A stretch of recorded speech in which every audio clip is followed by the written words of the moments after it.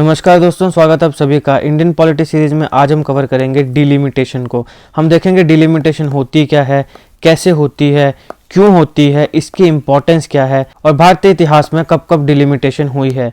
Indian polity में already हम prime minister, president, vice president, types of majority, council of ministry, cabinet, इन सबको cover कर चुके हैं और आज हम डिलिमिटेशन को कवर करेंगे। धीरे धीरे हम पूरी की पूरी इंडियन पॉलिटी को कवर करने वाले हैं और हमें आपके सपोर्ट की जरूरत है। तो अगर आप चैनल पर नए हो तो चैनल को सब्सक्राइब अवश्य करिएगा। Polity, history, economy, geography, GK, tricks की तमाम वीडियोस के लिए एक बार आप हमारी प्लेलिस्ट को जरूर चेक करिएगा। तो चलिए शुरुआत करते हैं।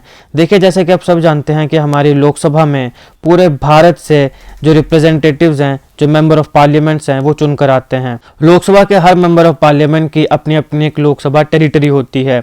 अब यहाँ पे सवाल है कि हमारे भारत में कितनी लोकसभा कॉन्स्टिट्यूंसीज होंगी और किसी भी लोकसभा कॉन्स्टिट्यूंसी की टेरिटरी कैसे डिफाइन की जाएगी कि ये पर्टिकुलर इतना जो एरिया है ये एक कॉन्स्टिट्यूंसी का होगा, ये कैसे डिसाइड होगा। तो ये डिसाइड होता है पॉपुलेशन सेंसस के मुताबिक। हमारे कॉन्स्टिट्यूशन ऑफ इंडिया में मेंशन किया गया है कि पॉपुलेशन सेंसस हर 10 साल में एक बार होगी और इसी पॉपुलेशन सेंसस के हिसाब से नंबर ऑफ लोकसभा सीट्स को डिसाइड किया जाएगा। अब इंडिया में 1951 में पॉपुलेशन सेंसस हुई, फिर 1961 में पॉपुलेशन सेंसस हुई और फिर 1971 में पॉपुलेशन सेंसस हुई।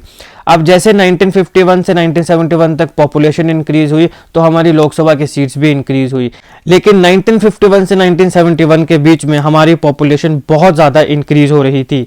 अब जितनी ज़्यादा पॉपुलेशन इंक्रीज होगी उतनी ज़्यादा लोकसभा सीट्स इंक्रीज होगी। तो हमारे उस समय के लीडर्स ने सोचा कि अगर ऐसा ही चलता रहा तब तो लोकसभा की 1000-1500 से भी ज़्यादा सीटें हो जाएंगी। अब इतने ज़्यादा लोग जब लोकसभा में आएंगे तो लोकसभा में केओस पैदा हो जाएगा और जितने ज़्यादा लोग होंगे तो लोकसभा की जो फंक्शनिंग है उसमें असर पड़ेगा। अभी भी आप देखते हो कि लोकसभा में कई बार कोई किसी चीज़ के ऊपर हंगामा होने लग पड़ता है, कभी किसी चीज़ के ऊपर हंगामा होने लग पड़ता है और फिर लोकसभा का काम जो है वो नहीं हो पाता है। इससे लोकसभा की प्रोडक्टिविटी के ऊपर काफ़ी असर पड़ता है। तो अगर 1000-1500 हो जाएंगे तब तो फिर और ज़्यादा लोग, और ज़्यादा मानसिकताएं, और ज़्यादा विचारधाराएं, तो और ज़्यादा केओस उसमें फैल जाएंगे।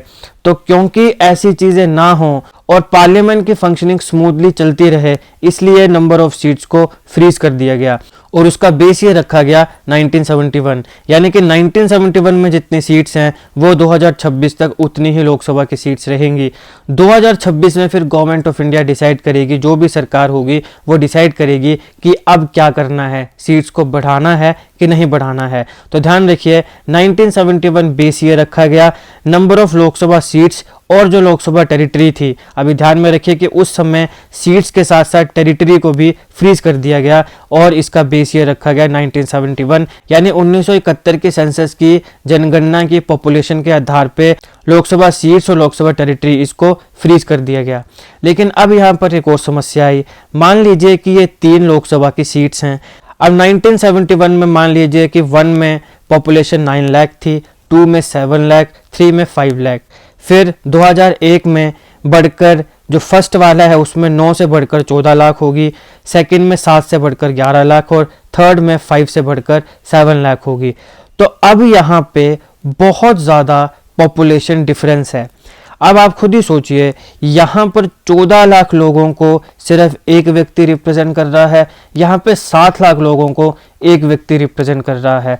तो जितने ज़्यादा लोगों को एक व्यक्ति रिप्रेजेंट कर रहा है, इसका मतलब ये हुआ कि वो सारे के सारे लोगों को अच्छे से रिप्रेजेंट नहीं कर पाएगा। अब कहाँ, जहाँ पे 7 लाख व्यक्ति को रिप्रेजेंट करना है और कहाँ पे 14 लाख व्यक्ति को रिप्रेजेंट करना है, तो इसमें बहुत ज़्यादा अंतर है। क्योंकि पॉपुलेशन डिफरेंस बहुत ज़्यादा बढ़ गया, इसलिए हमारी गवर्नमेंट ऑफ इंडिया डिलिमिटेशन के कंसेप्ट को लेकर आई और ये डिलिमिटेशन हुई 2001 के सेंसस के मुताबिक। डिलिमिटेशन का मतलब होता है कि जो एमपीज और एमएलएज हैं उनकी कॉन्स्टिट्यूंसीज को रीड्रॉ करना। मान लीजिए ये 2 कॉन्स्टिट्यूंसीज हैं, आप देख रहे हैं हाइपोथेटिकली ये जो रेड कलर के आपको मार्क्स दिख रहे हैं, मान लीजिए ये क्या है, ये पॉपुलेशन है। अब मान लो ये ए है, ये बी है। आप देख रहे हो कि ए में बहुत ज़्यादा पॉपुलेशन है लेकिन बी में बड़ी कम पॉपुलेशन है। तो डिलिमिटेशन में यानी एमपीज और एमएलएस की कॉन्स्टिट्यूंसीज को हमने क्या करना है, रीड्रॉ करना है। ये जो आप सर्कल देख रहे हो ना ब्लैक कलर का, इसको हमने रीड्रॉ करना है। कैसे करेंगे? जिस कॉन्स्टिट्यूंसी में ज़्यादा पॉपुलेशन है उसके एक एरिया को काटेंगे और उसे दूसरी कॉन्स्टिट्यूंसी में जाके जोड़ देंगे जहां पर कम पॉपुलेशन है। अब यहाँ पे आप देख सकते हो ये टेरिटरी थोड़ी बड़ी होगी लेकिन इसकी पॉपुलेशन भी थोड़ी इंक्रीज हो जाएगी। तो इस हिसाब से हम डिलिमिटेशन करेंगे, यानी कि जो एमपीज और एमएलएस की कॉन्स्टिट्यूंसीज है उसे रीड्रॉ करेंगे। ये है डिलिमिटेशन। अब इसकी ज़रूरत क्यों है? जैसे मैंने बताया यहाँ पर इतनी ज़्यादा पॉपुलेशन है, इसे भी एक व्यक्ति रिप्रेजेंट कर रहा है, इस पॉपुलेशन को भी एक व्यक्ति रिप्रेजेंट कर रहा है। तो अब क्योंकि इसका एरिया काट के इसमें डाल दिया गया, अब थोड़ा थोड़ा बराबर है, तो ये भी अपने सारे लोगों को अच्छे से रिप्रेजेंट कर पाएगा और ये भी अपने सारे लोगों को अच्छे से रिप्रेजेंट कर पाएगा। अब ये जो डिलिमिटेशन है, ये डिलिमिटेशन होती है डिलिमिटेशन कमीशन के द्वारा। तो भारतीय संविधान में, कॉन्स्टिट्यूशन ऑफ इंडिया में आर्टिकल 82 जो है वो बात करता है डिलिमिटेशन कमीशन की। डायरेक्टली सवाल पूछा जा सकता है, which article of Indian constitution talks about delimitation commission? So the right answer is article 82। Article 82 talks about delimitation commission. Article 82 delimitation commission की बात करता है। भारत में 1952, 1963, 1972 और 2002 में डिलिमिटेशन कमीशन बनाया गया। अब देखिए 51 में सेंसस हुई, 52 में बनाया गया, 61 में हुई, 63 में बनाया गया, 71 में हुई, 72 में बनाया गया। फिर 81 और 91 में जो पॉपुलेशन सेंसस हुई उस पे कोई भी डिलिमिटेशन कमीशन नहीं बनाया गया।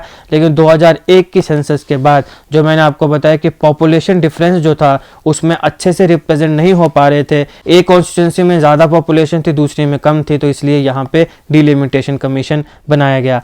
अब ये जो डिलिमिटेशन कमीशन है, ध्यान रखिएगा, इसको कौन अपॉइंट करता है? इसको गवर्नमेंट ऑफ इंडिया अपॉइंट करती है। गवर्नमेंट ऑफ इंडिया के द्वारा इसे अपॉइंट किया जाता है।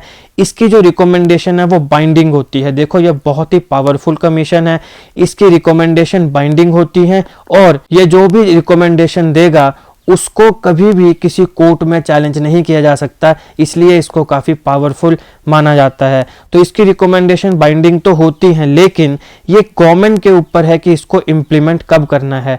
अब फॉर एग्जांपल जो 2002 की डिलिमिटेशन कमीशन की रिकमेंडेशंस थी उसको हमारी केंद्र सरकार ने 2007-8 में आकर इम्प्लीमेंट किया था। तो यहाँ पे क्या पता चलता है कि डिलिमिटेशन कमीशन की जो रिकमेंडेशंस हैं वो बाइंडिंग हैं, यानी मानने तो पड़ेंगी ही, लेकिन हम उसे कब मानते हैं, हम माने गवर्नमेंट ऑफ इंडिया उसे कब मानती है कब नहीं मानती है, ये गवर्नमेंट ऑफ इंडिया के ऊपर डिपेंड करता है। 2001 की पॉपुलेशन सेंसस के बाद जो 2002 में डिलिमिटेशन कमीशन बनाया गया था और उसकी जो रिकमेंडेशंस आई उसे भी 2007-8 में जाकर इम्प्लीमेंट किया था। जैसे मैंने आपको कहा ये पूरा पावरफुल कमीशन है क्योंकि नंबर 1 इसकी जितनी भी रिकमेंडेशन है बाइंडिंग है, नंबर 2 इसका जो भी रिकमेंडेशन होगी उसको किसी भी कोर्ट में चैलेंज नहीं किया जा सकता है। अब आते हैं एक इंपॉर्टेंट चीज पर कि इसका कंपोजिशन क्या है। हमने देख लिया डिलिमिटेशन कमीशन है, बहुत ही बड़ा रोल प्ले कर रहा है, ये पार्लियामेंट की कॉन्स्टिट्यूंसीज को रीड्रॉ कर रहा है, पावरफुल कमीशन है, इसकी जो रिकमेंडेशन है बाइंडिंग है और कहीं भी कोर्ट में चैलेंज नहीं की जा सकती है। तो अब सवाल है कि इस डिलिमिटेशन कमीशन में होगा कौन कौन। ऑब्वियस सी बात है कि काफ़ी पावरफुल और काफ़ी अकाउंटेबल लोग होने चाहिए यहाँ पे। तो यहाँ पे सबसे पहले रिटायर्ड सुप्रीम कोर्ट का जज आएगा, चीफ इलेक्शन कमिश्नर आएगा और रिस्पेक्टिव स्टेट इलेक्शन कमिश्नर जाएंगे। रिस्पेक्टिव स्टेट यानी वो स्टेट जिस स्टेट में डिलिमिटेशन हो रही है, जहाँ की कॉन्स्टिट्यूंसीज की, चाहे वो लोकसभा कॉन्स्टिट्यूंसी हो या विधानसभा कॉन्स्टिट्यूंसी हो, उसको रीड्रॉ किया जा रहा है, वहाँ पर डिलिमिटेशन हो रही है, तो उस स्टेट का इलेक्शन कमिश्नर। यहाँ पर एक क्रिटिसिज्म आता है कई बार, और क्रिटिसिज्म ये है कि जो पॉलिटिशियंस होते हैं वो अपने वोट बैंक के हिसाब से इन बाउंड्रीज को ड्रॉ करते हैं या रीड्रॉ करते हैं, लेकिन इसके पीछे फिर एक जस्टिफिकेशन ये आ सकती है कि यहाँ पे कोई भी पॉलिटिशियन इस डिलिमिटेशन कमीशन में होता ही नहीं है। यहाँ पर एक सुप्रीम कोर्ट का रिटायर्ड जज होगा, चीफ इलेक्शन कमिश्नर होगा और रिस्पेक्टिव स्टेट का इलेक्शन कमिश्नर होगा।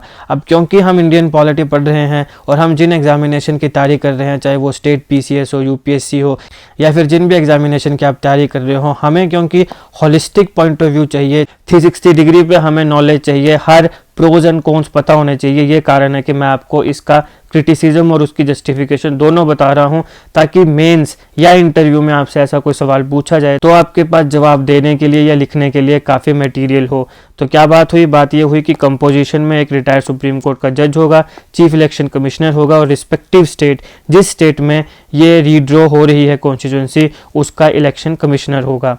अब 2008 में जो डिलिमिटेशन हुई वो हुई 2001 सेंसस के मुताबिक, लेकिन ये बात हो रही है टेरिटरीज को रीड्रॉ करने की।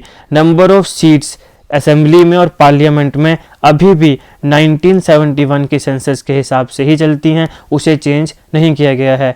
तो अब यहाँ पे आसान बात यह है कि लोकसभा में कितनी नंबर ऑफ सीट्स होंगी, ये हमें कहाँ से पता चलता है? 1971 की सेंसस के ऊपर ये डिपेंड करता है। लेकिन यहाँ पे जो टेरिटरीज हैं, किस लोकसभा कॉन्स्टिट्यूंसी की कितनी टेरिटरी होगी, ये हम 2001 की सेंसस के हिसाब से देखते हैं। तो ये दो सेंसस हमारे लिए इम्पॉर्टेंट हैं, 1971, क्योंकि उसके आधार पर हमारे यहाँ पे लोकसभा की या जो हमारी विधानसभा हैं उनकी टोटल नंबर ऑफ सीट्स होती हैं, और 2001 की सेंसस जहाँ पे हमारी असेंबली या पार्लियामेंट की जो टेरिटरीज हैं, जो कॉन्स्टिट्यूंसीज हैं, उसे डिसाइड किया जाता है। अब सवाल है कि डिलिमिटेशन की ज़रूरत ही क्या है? तो देखिए, सबसे पहले आता है to provide equal representation to equal segments of a population. अब जब हमने देखा कि एक टेरिटरी ये है, एक टेरिटरी ये है, यहाँ पे ज़्यादा पॉपुलेशन है, यहाँ पे कम पॉपुलेशन है, यहाँ पे 12 लाख लोगों को एक व्यक्ति रिप्रेजेंट कर रहा है, यहाँ पे 7 लाख लोगों को एक व्यक्ति रिप्रेजेंट कर रहा है। तो स्वाभाविक सी बात है कि अगर इसकी कुछ पॉपुलेशन इसमें जोड़ दी जाएगी और दोनों को बराबर किया जाएगा, तो पॉपुलेशन की जो इक्वल सेगमेंट है उसकी इक्वल रिप्रेजेंटेशन होगी। तो इसीलिए हम यहाँ से 2-2.5 लाख को पॉपुलेशन वाले एरिया को पकड़कर इसमें जोड़ देंगे, तो उससे क्या होगा?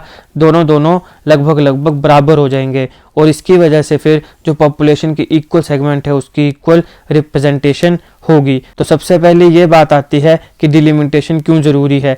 दूसरे नंबर पे fair division of geographical areas so that one political party doesn't have an advantage over others in an election. तो जो ज्योग्राफिकल एरिया है उसका फेयर तरीके से डिवीजन करना, ताकि किसी भी एक पॉलिटिकल पार्टी को एडवांटेज ना मिले इलेक्शन में। क्योंकि हम जब इलेक्शन में उतरते हैं, यानी भारत में जब इलेक्शन होते हैं, तो सारी की सारी पॉलिटिकल पार्टीज को इक्वल अपॉर्चुनिटीज दी जाती हैं कि वो अपने अपने मतों को, अपने विचारधाराओं को लोगों के सामने रखें, क्या वो इस देश के लिए करना चाहते हैं आगे, वो सब चीज़ें रखें, और फिर जनता के पास पूरा राइट है, जिसको वो वोट देना चाहे वो उसको वोट दे और फिर वो जिताए। तो किसी भी एक पॉलिटिकल पार्टी को दूसरे के कंपैरिजन में एडवांटेज ना मिले, इसलिए ज्योग्राफिकल एरियाज को फेयरली डिवाइड किया जाता है। तीसरा इंपॉर्टेंट पॉइंट है to follow the principle of one vote one value. एक वोट एक वैल्यू के प्रिंसिपल को फॉलो करने के लिए भी डिलिमिटेशन इंपॉर्टेंट है। तो ये था डिलिमिटेशन कमीशन। हमने देखा कि कैसे होती है, किसके द्वारा होती है, हमने कंपोजिशन देखी, क्यों ज़रूरी है, और जो भी हमारे पास इंपॉर्टेंट फैक्ट्स थे वो सारे हमने देखे। मैंने कोशिश करी है एनिमेशन के माध्यम से आपको पूरा का पूरा कंसेप्ट को समझाने की। पॉलिटी, हिस्ट्री, इकोनॉमी, ज्योग्राफी और जीके ट्रिक्स की तमाम वीडियोस के लिए एक बार आप समय निकालकर हमारे प्लेलिस्ट में ज़रूर जाइएगा। पॉलिटी में हमने prime minister, president, vice president, types of majority, council of ministry, cabinet, इन सब टॉपिक्स को ऑलरेडी कवर किया है। आप हमारी इंडियन पॉलिटी की प्लेलिस्ट में जाके इसको चेक कर सकते हैं। और जैसा मैंने कहा कि पॉलिटी, हिस्ट्री, इकोनॉमी, ज्योग्राफी और जीके ट्रिक्स की तमाम वीडियोज़ के लिए आप हमारी एक बार प्लेलिस्ट को जरूर चेक करिएगा। अगर आपको हमारी वीडियो अच्छी लगी हो तो लाइक करिएगा, शेयर करिएगा, और ऐसे जीके वीडियोज़ के लिए हमारा चैनल सब्सक्राइब करिएगा। Thank you so much for watching.